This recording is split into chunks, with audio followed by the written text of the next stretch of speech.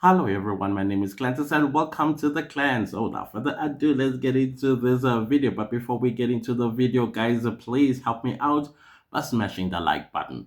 Anyways, I am doing this because currently at the North Gauteng High Court, there is a short break, but I felt like there's some few things that I want to cough out of my chest regarding what I was just hearing in that courtroom, especially with Mogola being on the stand and she's answering nothing.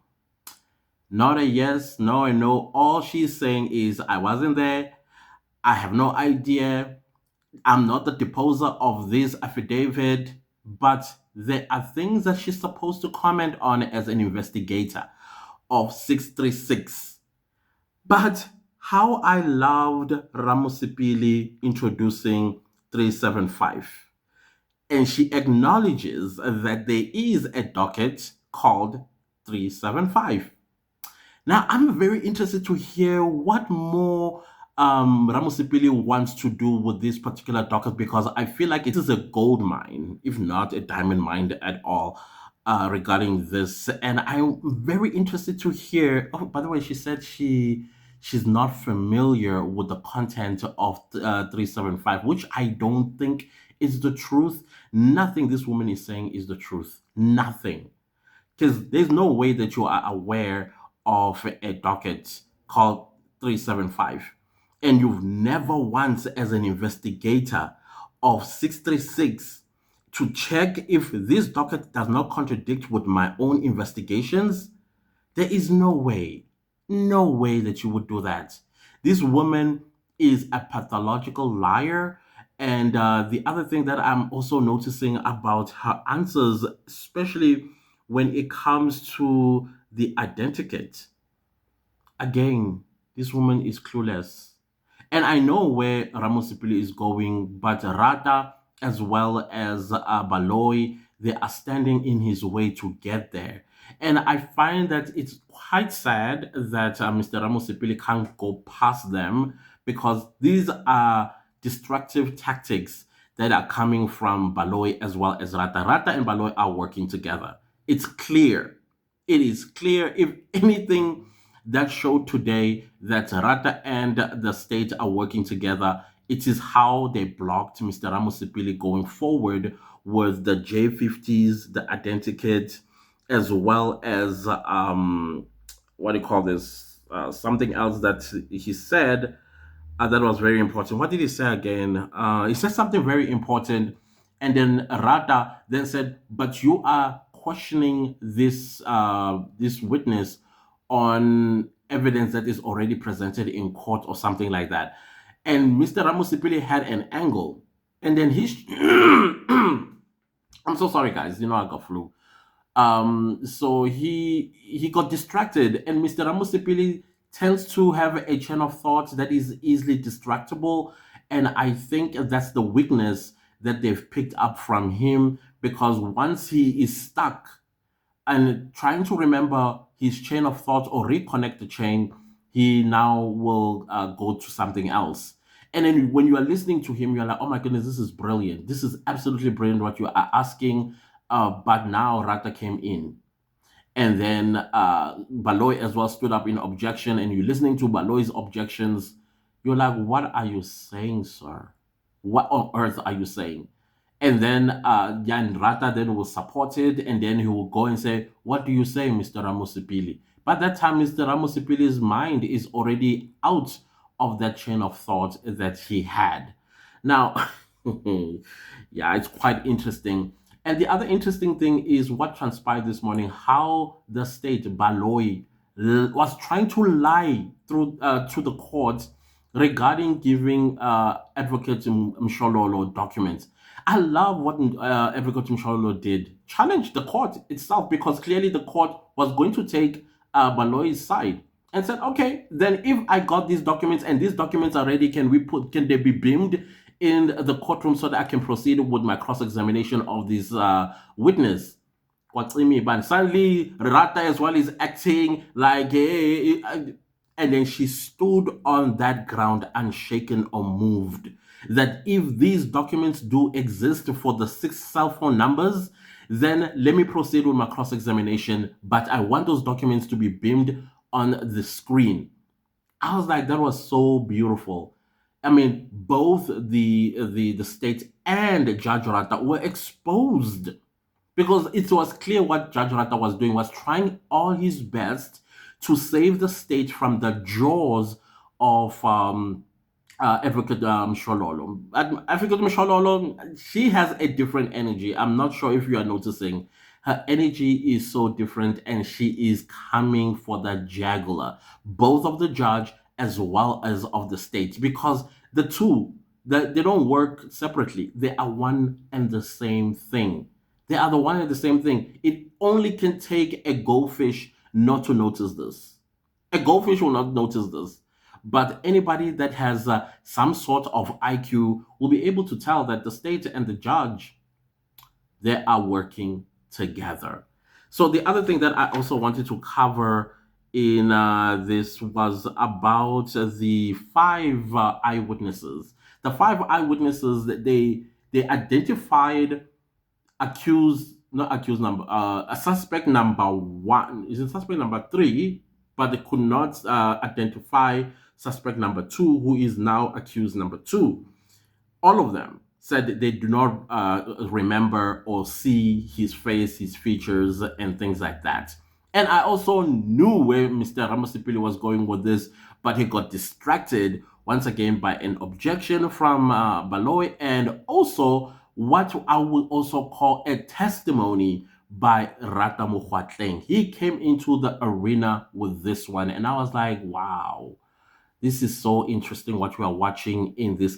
It goes, I don't know. I'm just trying to ask myself, is this what goes on in our courts, or any case that Rata Mokgwatleng has presided over? Is this what he was doing all along? Because I understand that there were complaints about him in the past that he is biased or something like that, or he enters the arena when he's supposed to be presiding over a matter. Clearly, he has not changed. Maybe somebody in the Judiciary Service Commission protected him and all of that. I also thought that Mr. Mnisi's concession about the recordings were a little bit, I'm thinking all content creators that do this, we should just find that part of Mr. Ho's testimony where he said accused number two cell phone communicated with all the accused. Because I know I heard it. I know I heard it. So if we all can just abstract that piece and then we post it on our YouTube channels, so that Mr. Mnisi will realize himself that he made a mistake by conceding, even though now it's on record that he conceded. And I don't know what Mr. Rata was talking about, reputational damage. Whose reputation was damaged because of this? This whole entire case is a fabrication. Everybody's reputation that is for their reputations are damaged. There's nothing to save here, honestly speaking. I also find it very interesting that in Mrs. Steenkamp's affidavit, when I think it was Zandile, oh no, it was Kelly Kumalo, who was describing the suspect's identikit, and she mentioned something about one was aggressive and the other one was a little bit mellow, and they were speaking local Zulu. I mean, the five men that stand accused of killing Senzo Mewa are from KwaZulu-Natal. Not just from KwaZulu-Natal, but northern KwaZulu-Natal. And that Zulu is nothing near local. Nothing. So I found that was very interesting to note that the men that are on the dock are not the right people. The right people were with Senzo Mewa in the house on that particular night when he was killed. So, yeah. And I also found it very interesting where Mr. Ramosipili put it to Mogola that 40 fired investigators had done preliminary work on this particular case, and the identikit never once pointed at accused number two. So she had nothing to say. She has no comment. She doesn't know anything. She has no idea about anything.